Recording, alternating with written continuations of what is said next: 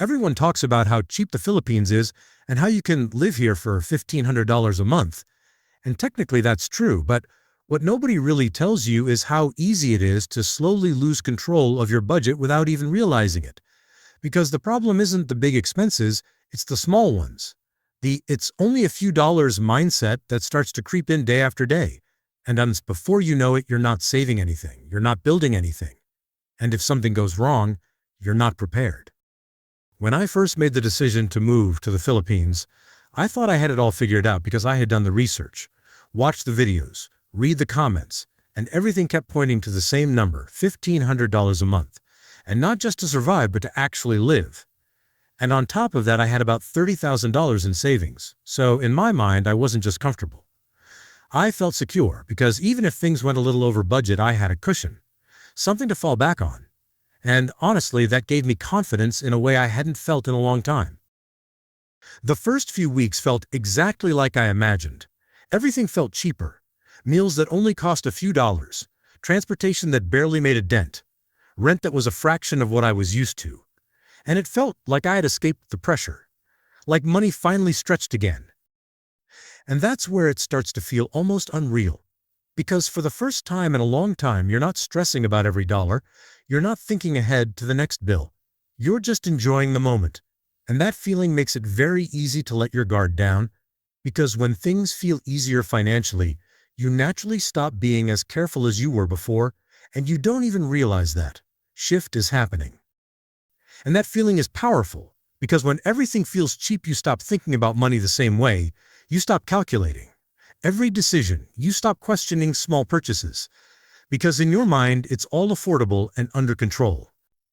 And this is where I made the mistake that started costing me money without even realizing it, because nothing changed overnight. There wasn't a big decision or a moment where I thought I was doing something wrong. It was just a shift in how I thought about spending.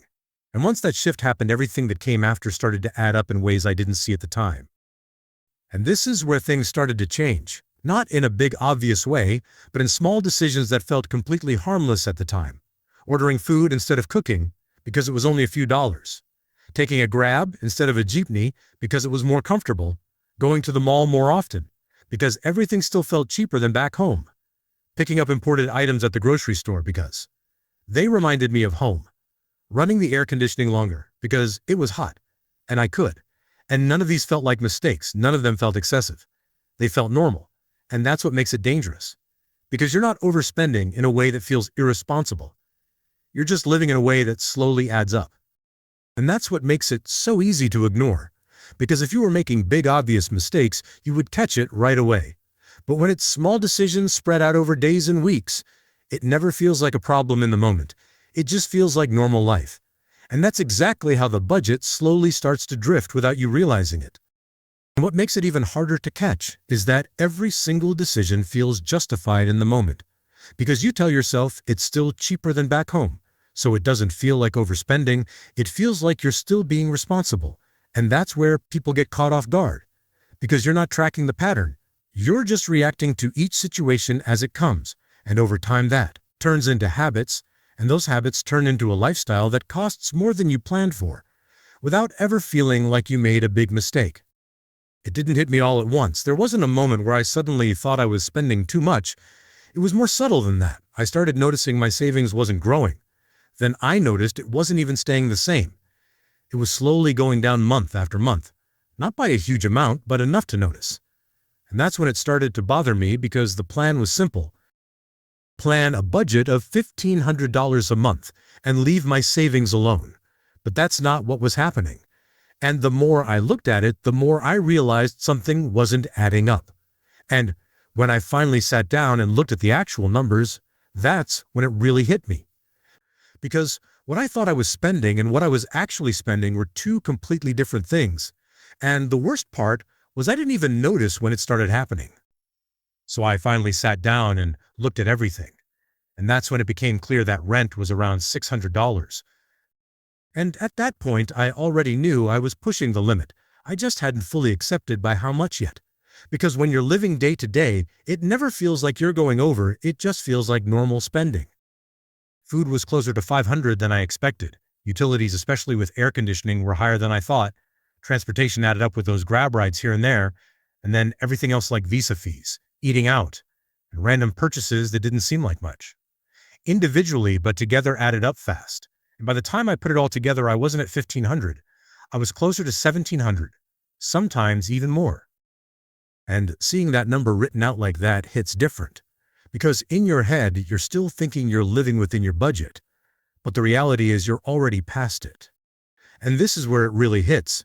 Because once you go over your monthly budget, even by a couple $100s, you're not just adjusting, you're dipping into your savings. And that changes everything. And that's when the mindset starts to shift. Because now you're not just thinking about your monthly budget, you're thinking about how long your savings will last if this continues. And that's a completely different kind of pressure. Because once you start dipping into your emergency fund, it's not really an emergency fund anymore.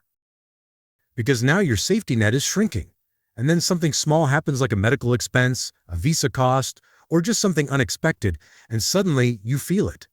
Not just financially, but mentally. Because back home, you might have family, you might have options. But here you're on your own. And that realization hits different when you're thousands of miles away. And that realization doesn't always hit right away, but once it does, it changes how you think about everything. Because now every expense feels a little heavier, every decision feels a little more important, and you start to realize how quickly things can shift if you're not careful. And this is the part I wish more people talked about. Living in the Philippines isn't just about how cheap things are, it's about how you manage your habits. Because if you bring the same mindset, the same spending patterns, and the same expectations you had back home, you're going to run into problems. Because it's not about whether $1,500 is enough. It's about whether you're willing to live within what that actually looks like. And for most people, that requires real adjustment. Can you live on $1,500 a month in the Philippines? Yes, people do it. But it requires discipline. It requires awareness. And more than anything, it requires letting go of the idea that everything is just cheap. Because that mindset is what gets people into trouble. If you come here thinking like a tourist or thinking like you're still living back home, that $1,500 disappears faster than you expect.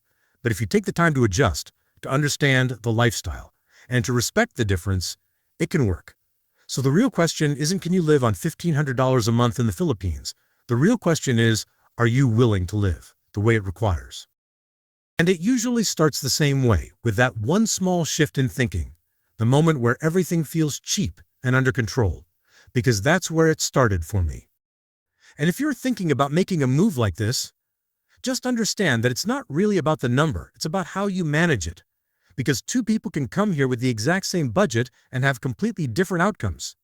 And it usually comes down to how quickly they adapt, how aware they are of their spending, and whether they're willing to adjust their lifestyle before it starts costing them more than they expected.